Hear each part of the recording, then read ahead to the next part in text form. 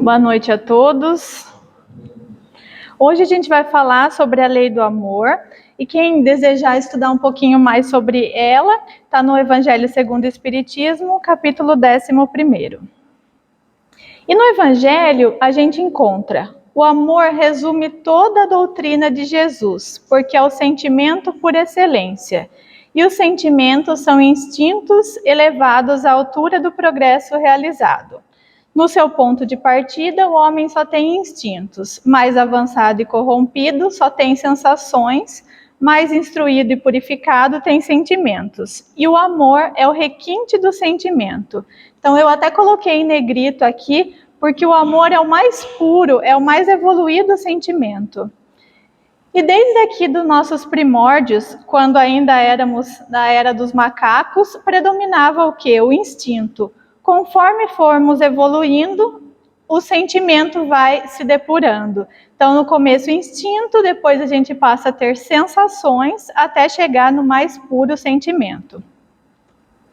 E aqui ainda, no Evangelho segundo o Espiritismo, nós temos: o amor é de essência divina, e todos vós, do primeiro ao último, tendes no fundo do coração a centelha desse fogo sagrado.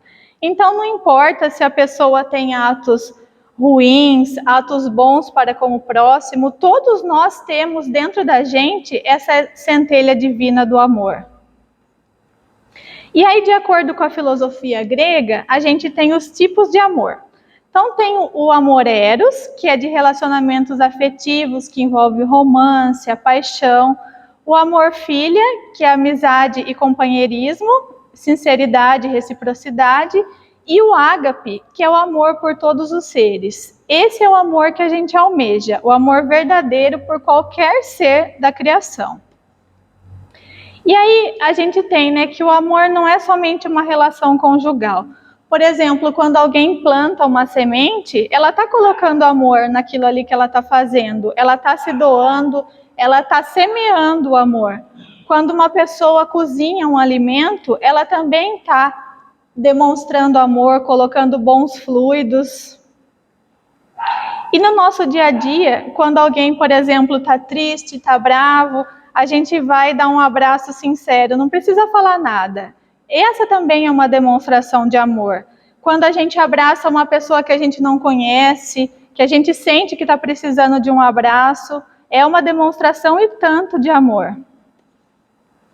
E de que forma avançamos no conhecimento da lei de amor no nosso processo evolutivo? Então a gente escuta muito essa frase: Deus é amor. Tá, mas será que a gente entende o que é Deus? E será que a gente entende o que é amor? Então tem lá a pergunta: pode o homem compreender a natureza íntima de Deus? Não.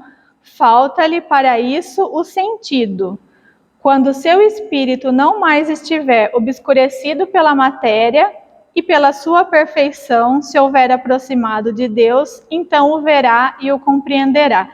Então, nós só vamos conhecer o verdadeiro amor quando nós formos perfeitos. Assim como a gente tem algumas ideias de que é Deus, de como Ele é, a gente só vai entender tanto Deus quanto amor quando a gente tiver atingido o mais alto progresso. E aí, no nosso processo evolutivo, como que é o aprendizado dessa lei de amor? Então, Mateus pergunta: mestre, qual é o maior mandamento da lei? E ele respondeu: amarás o Senhor teu Deus de todo o teu coração, de toda a tua alma e de todo o teu espírito. Esse é o maior e o primeiro mandamento. O segundo é semelhante a esse: amarás o teu próximo como a ti mesmo. Desses dois mandamentos dependem toda a lei e os profetas. Então, esse amar a Deus sobre todas as coisas e ao próximo como a ti mesmo resume todos os outros mandamentos da lei de Deus que a gente já conhece. E no Decálogo tem lá amor a Deus e aos afetos. Então, mestre, qual é o maior mandamento da lei? Ele colocou de novo aqui: amar a Deus de todo o teu coração e ao próximo como a ti mesmo. Então a gente começa pensando nesse amor aos nossos afetos, aquelas pessoas que a gente gosta, a nossa família. Esse é o tipo de amor mais fácil, Porque é fácil a gente conviver, tolerar aqueles que a gente ama. Mesmo que eles tenham defeitos, é bem tranquilo amar o próximo, o mais próximo, que a gente se dá bem. Mas aí tem um outro tipo de amor, que é o amor estendido aos desafetos. E Cristo veio nos ensinar isso, né?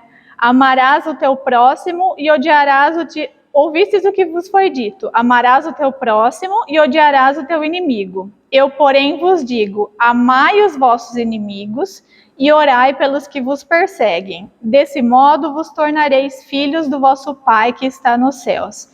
Então essa é a tarefa um pouco mais difícil, né?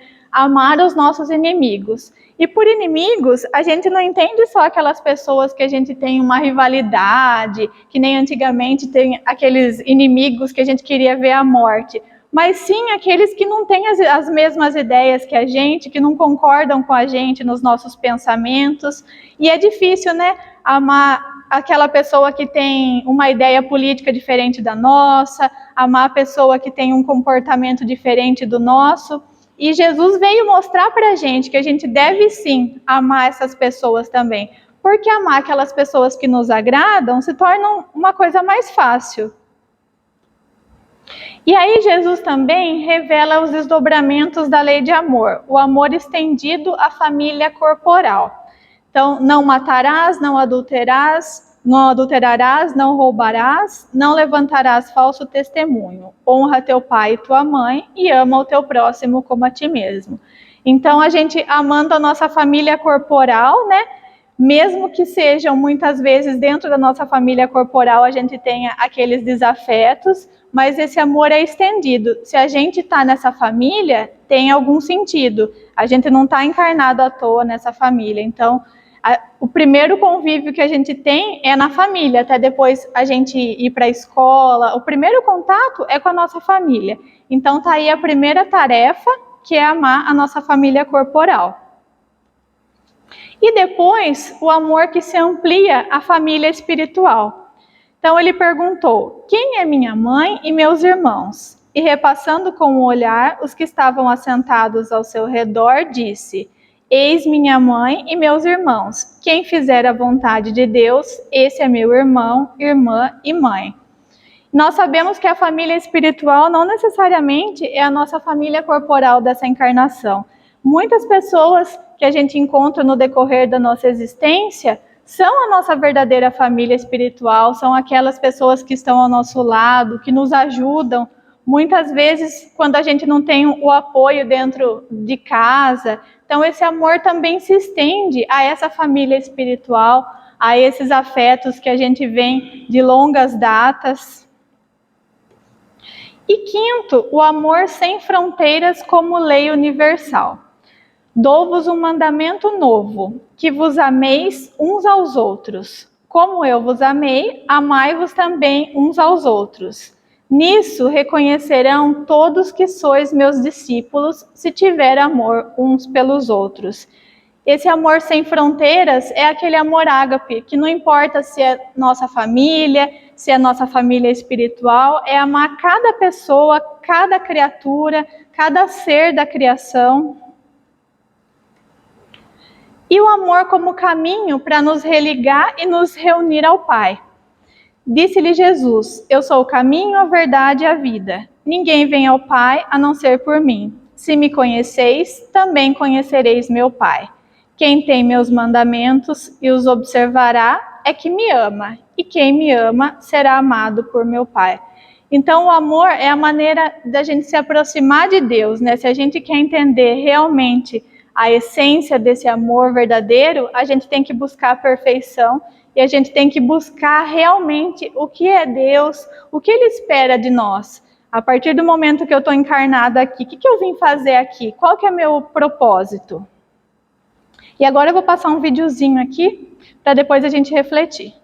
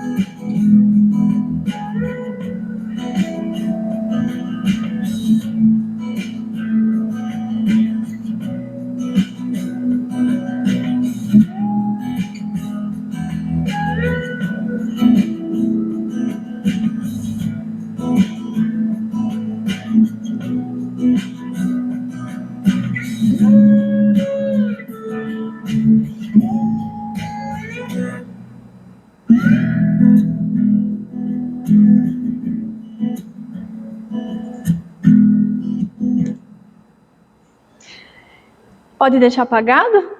Ninguém vai dormir? Então, o que a gente toma como reflexão desse vídeo, né?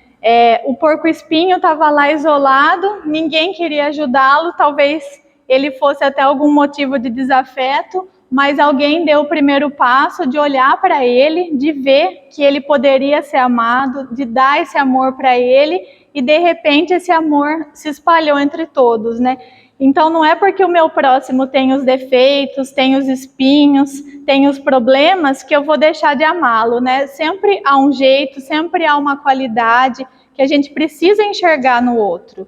E se a gente quiser, a gente consegue fazer isso. Assim como conseguiram dar um jeito de abraçar o porco-espinho, a gente consegue se aproximar do nosso próximo, até daquele próximo que é mais arredio, daquela pessoa que às vezes parece que não quer conversa, que está sempre de mal com a vida, mas por que será que ela está assim? Que nem o porco-espinho, por que será que ele estava triste? Porque de repente ele não tinha um abraço, ele não tinha uma palavra amiga. Então que essa lição do porco-espinho a gente possa levar para a nossa vida. E aí tem a parábola do bom samaritano, que acho que a maioria de vocês conhecem, né? Que é a maior demonstração de solidariedade, de caridade, de amor. Enquanto o homem estava lá caído, machucado, muitos sacerdotes passaram por ele e não ajudaram. E o samaritano foi lá, ficou com ele, ajudou, curou suas feridas, ajudou a limpá-lo. Então esse é o exemplo. Não importa se quem está precisando de ajuda é meu parente, é meu amigo, e sim que são todos seres humanos. E a nossa reencarnação é um caminho para a sublimação dos sentimentos. É o amor na sua mais profunda aplicação. Então, é uma prova do amor de Deus por nós, que ele nos permite que reencarnemos para que possamos evoluir e também para a gente poder cada vez mais sublimar esses sentimentos. E que é maior prova de amor do que quando um pai perdoa um filho, quando um pai ensina um filho? E aí a gente, na condição de filhos de Deus, a gente está tendo essa oportunidade de aprendizado, essa oportunidade de evolução, que é através da reencarnação.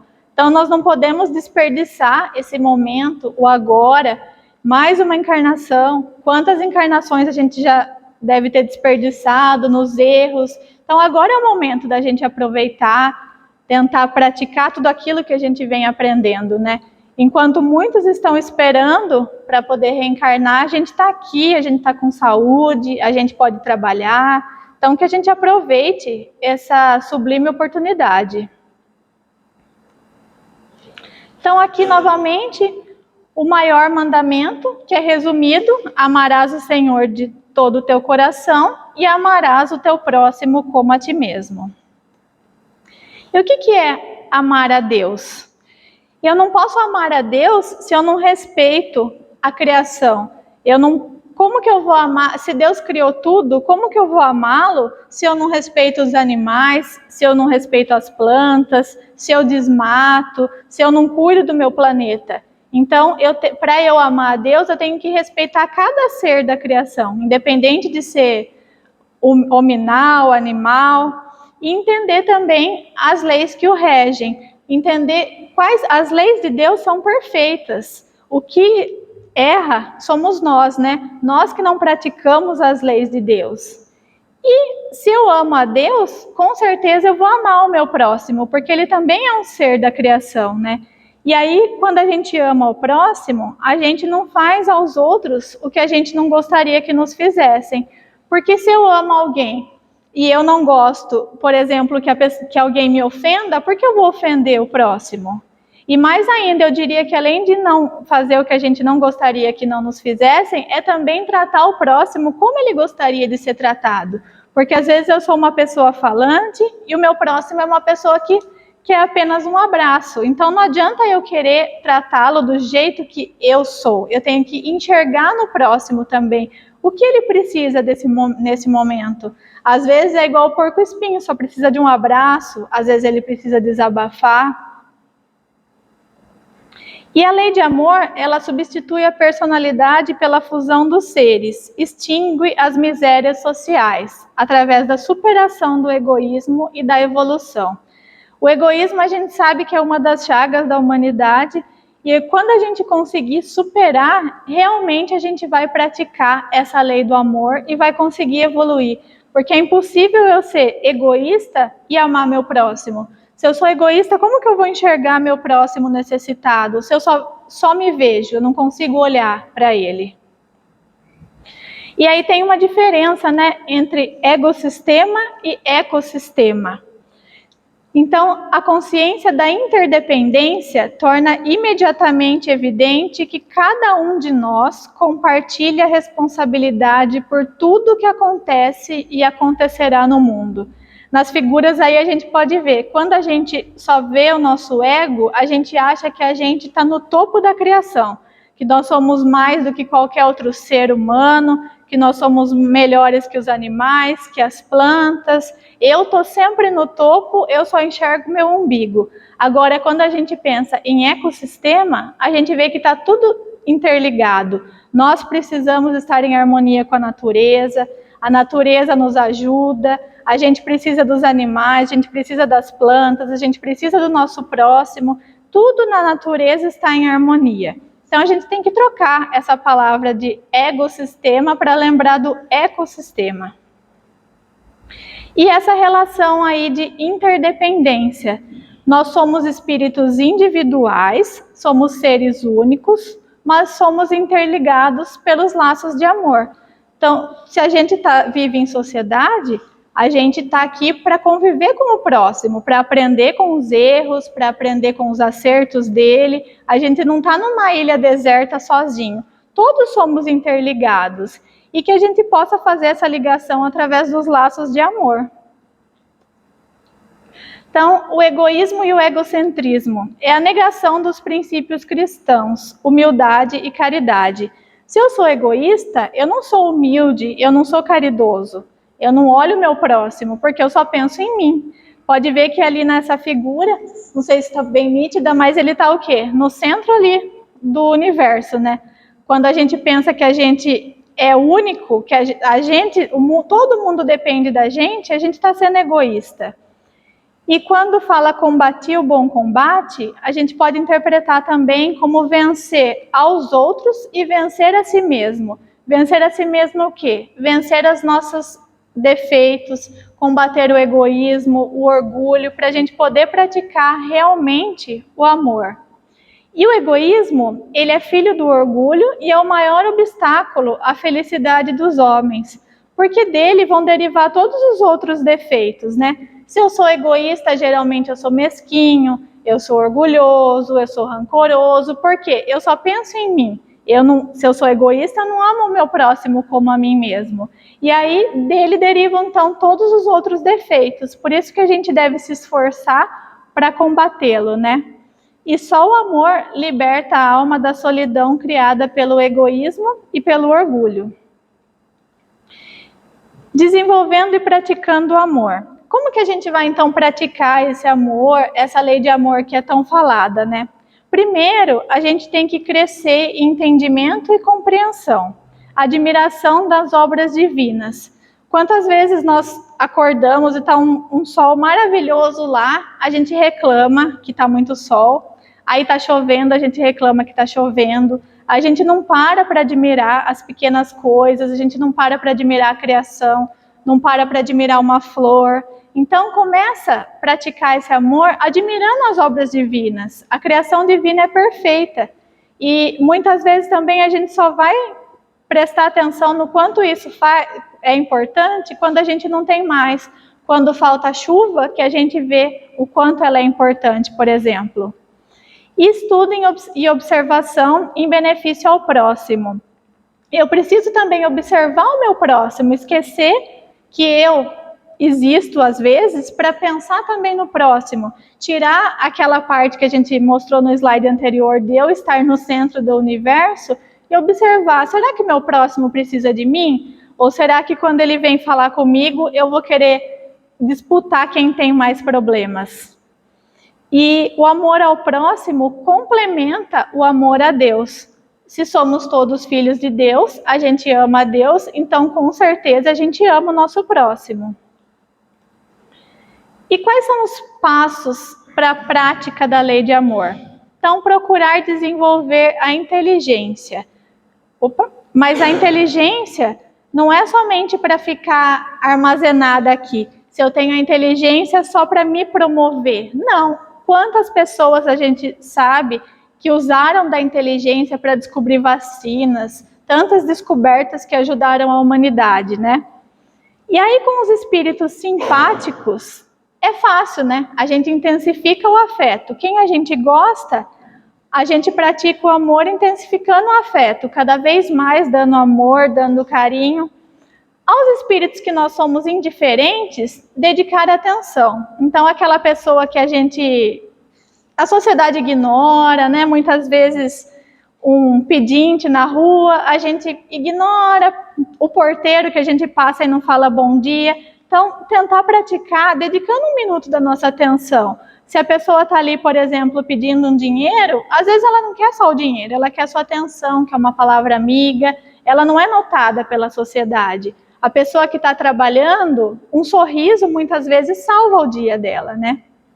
E para os que nós somos indiferentes e os que nos causam aversão, tolerar. Essa é a tarefa mais difícil, né? Aquelas pessoas que a gente tem aquela repulsa, tolerar. E como que é tolerar? É impossível uma pessoa que nos causa aversão, a partir de amanhã, a gente começar a amar. Mas começar nos educando, não emitindo pensamentos ruins, não ficar desejando mal para aquela pessoa, não ficar martelando tudo que vem acontecendo, tudo de ruim que ela nos fez, uma discussão. Então, começar por aí, porque a gente sabe que os pensamentos têm forma e que os pensamentos também chegam até a pessoa. Da mesma forma que as preces chegam até o destinatário, os pensamentos também. E abster-se de palavras e atos prejudiciais. Então, a gente começa educando o nosso pensamento, né? E também educando de palavras e atos.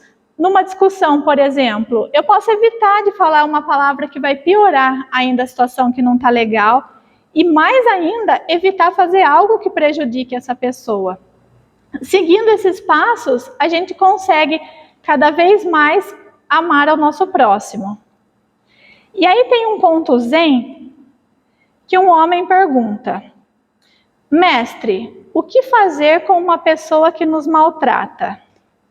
E o mestre responde: nada. O homem: então devemos permitir que o outro nos maltrate? E o mestre responde: não, pois ninguém nunca te maltrata. Você que se sente maltratado. Então, a pessoa pode fazer o que ela quiser, ela pode falar o que ela quiser para a gente. O que importa é a nossa postura em relação a isso. Como eu me sinto ou o que eu faço com o que a pessoa falou. Eu me senti maltratado porque eu permiti me contaminar pela raiva dessa pessoa, pela ira. Então, como o mestre falou, ninguém te maltrata, você se sente maltratado.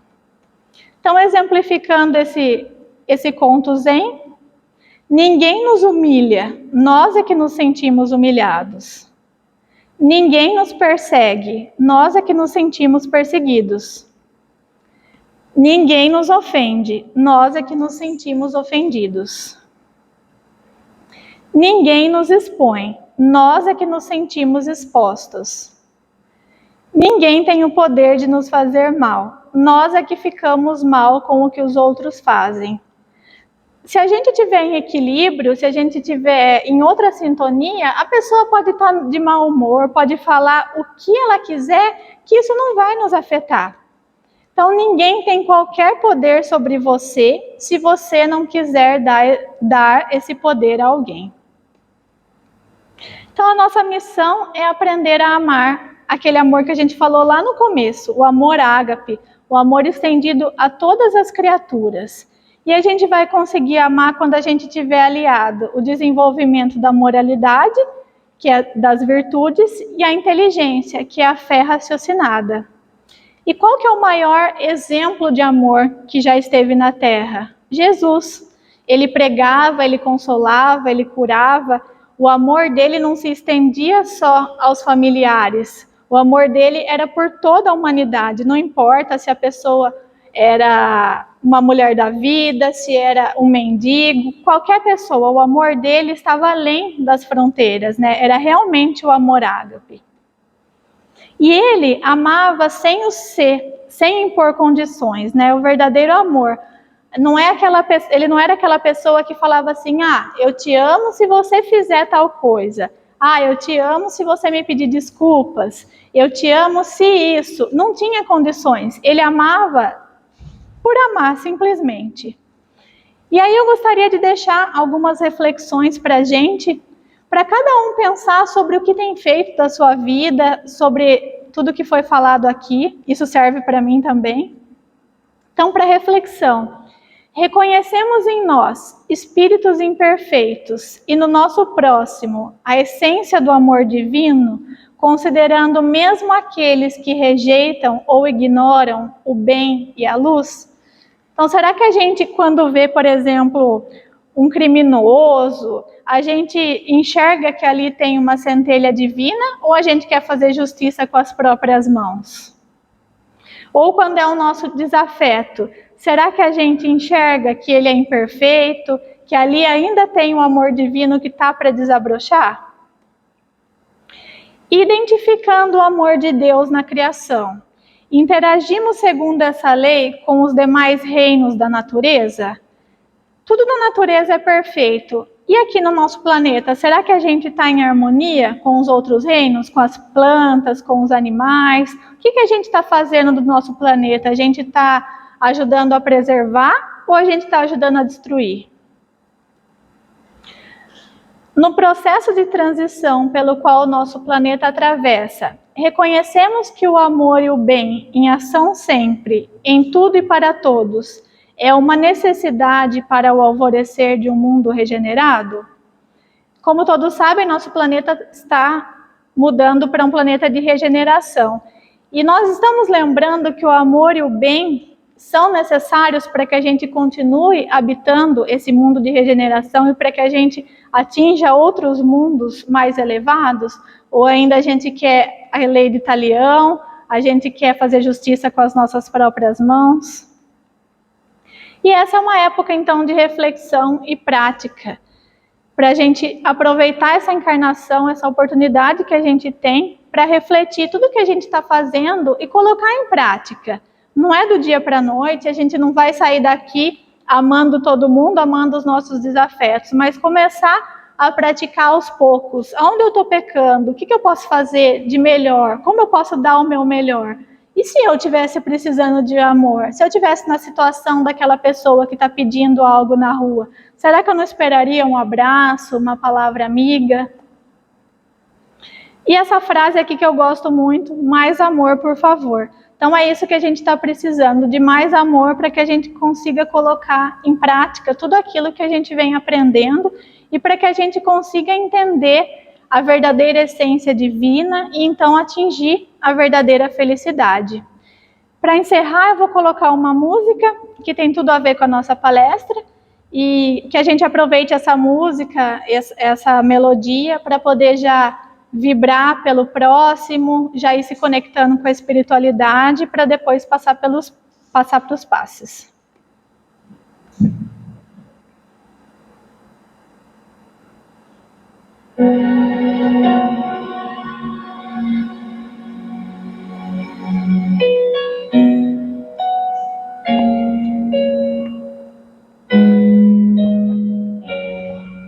É preciso pensar um pouco nas pessoas que ainda vêm, nas crianças. A gente tem que arrumar um jeito de deixar para eles um lugar melhor, para os nossos filhos e para os filhos dos nossos filhos. Pense bem.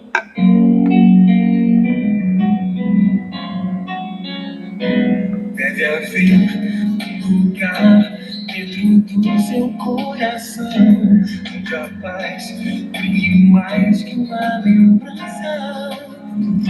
Sem a luz que ela traz, já nem se consegue mais encontrar o caminho da esperança. Sinta, chega o tempo de julgar o pranto dos homens, se fazendo irmão, estendendo a mão, só o amor que já se fez e a força da paz. Se você começar, outros vão te acompanhar e cantar com a minha esperança. Deixe que esse canto vai vibrando pra trazer perdão e dividir a inteira. A mensagem da noite era essa. Muito obrigada e boa noite.